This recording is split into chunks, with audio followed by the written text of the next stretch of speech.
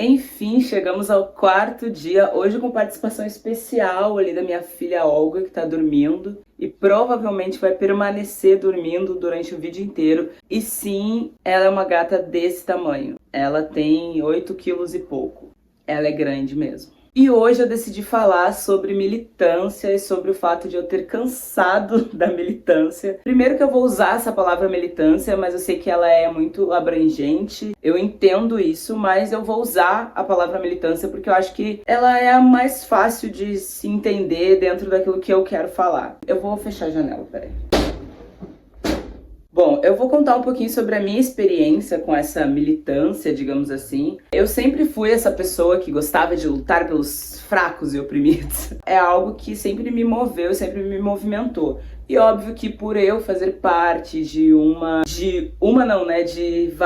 vários grupos minorizados aí, eu sou uma pessoa negra, sou uma pessoa LGBT, sou uma pessoa periférica, então eu faço parte aí de vários recortes e sempre fui aquela pessoa muito combativa, assim, sabe? Sempre fui aquela pessoa que habla mesmo, sabe? Tava sempre ali disposto a ter diálogos e discussões, se fosse o caso, sobre as coisas que eu acredito. Só que chega um ponto da nossa vida que isso começa a dar uma cansada, assim. Óbvio que eu sei que teve um acontecimento específico da minha vida que foi fundamental, assim, para eu perceber que não era mais esse lugar que eu queria ocupar. Mas eu sinto que não foi só esse ponto, né? Foi uma sucessão de coisas até chegar nesse ponto que foi a gota d'água. A minha experiência dentro disso principalmente dentro da poesia, eu sou poeta marginal, já fui muito mais, já fui poeta marginal praticante, acho que hoje eu sou um poeta marginal aposentado. E dentro da poesia marginal, para quem não conhece, enfim, o que é, os movimentos de slam, enfim, são coletivos de poesia falada, onde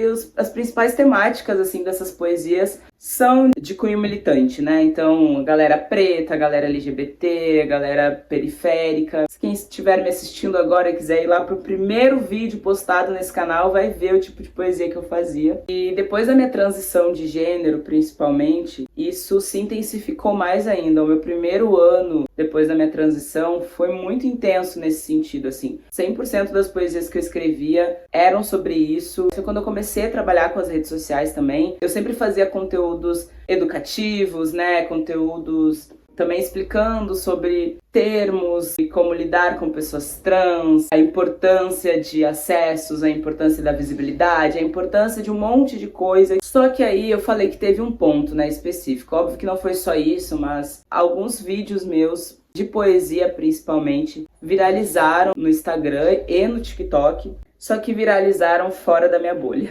E aí eu comecei a sofrer com ataques assim, pesadíssimos. Eu não gosto nem, ainda, pra vocês terem uma noção, ainda é um assunto muito delicado, assim, pra mim. Porque foi uma coisa muito pesada, assim, que aconteceu, de pessoas me ameaçando de todas as maneiras possíveis, pessoas me xingando de todas as maneiras possíveis. E isso mexeu muito com o meu psicológico, assim, me abalou muito. E foi quando eu decidi, inclusive, trocar o meu nicho de conteúdo, porque antes o meu nicho de conteúdo era ser uma pessoa trans, basicamente, sabe? E eu já vinha pensando nisso antes desses ataques, antes de tudo isso, eu já vinha pensando em como eu não queria ser resumido a ser uma pessoa trans. E depois que isso aconteceu, foi o que me deu mais gás pra trocar o meu nicho de conteúdo e começar a falar sobre outras coisas que também dizem sobre mim, também são sobre quem eu sou, mas não me resumem a algo, sabe? E assim, essa mudança foi fundamental pra minha saúde mental, em níveis assim que eu não consigo nem imaginar, porque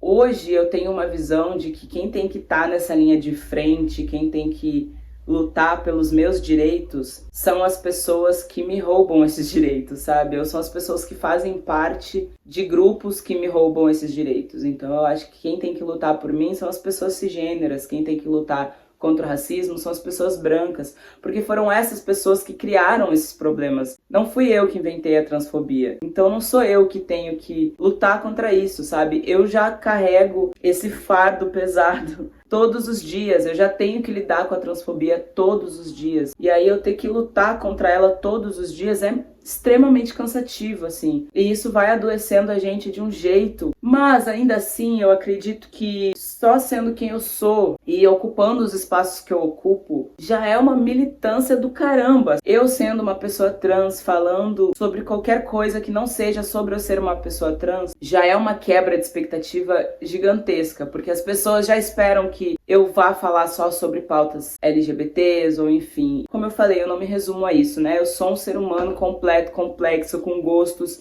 e eu quero que as pessoas vejam isso. Não só as pessoas cisgêneras e as pessoas brancas. Eu quero que as pessoas trans vejam que existem outros caminhos pra gente, que a gente não precisa só falar sobre isso, ou que a gente não é resumido a isso, que a gente pode falar sobre o que a gente quiser, que a gente pode ser feliz, que a gente pode falar sobre os nossos amores, que a gente pode falar sobre os nossos gostos, sobre as coisas que fazem o nosso coração acelerar, sobre as coisas que fazem a gente ter brilho nos olhos, e não só sobre as coisas que fazem a gente sangrar. As coisas que fazem a gente sangrar são muitas, mas não são as únicas. Eu quero que pessoas como eu consigam olhar pra mim e consigam enxergar um caminho, consigam enxergar felicidade, consigam enxergar possibilidades, porque de retratos de pessoas como eu sofrendo a gente já tem, é o que mais tem. Então não é que necessariamente eu abandonei a militância, eu só escolhi um outro caminho de militar, uma outra maneira de enxergar, uma outra perspectiva. É isso, assim, eu não tenho muito mais o que falar sobre isso. Eu vou continuar falando sobre essas coisas porque faz parte de mim, faz parte de quem eu sou, eu não consigo não falar, mas na medida certa e não na medida que adoece. A gente tem que se respeitar em primeiro lugar. A gente só vai conseguir transformar as coisas quando a gente estiver bem. A gente não vai conseguir mudar as coisas se a gente estiver doente. A gente precisa, ao máximo, se rodear de pessoas que nos fazem bem, se rodear de coisas que nos fazem bem. E é isso que eu tô tentando fazer na minha vida hoje. Eu continuo acreditando nos mesmos ideais, eu continuo lutando pelas mesmas coisas, só que de maneiras diferentes. É isso. Espero que faça sentido aí pra quem tem assistido. Eu falei que ela ia ficar dormindo o vídeo todo e ela continuou dormindo. E é isso, a gente se vê amanhã. Tchau.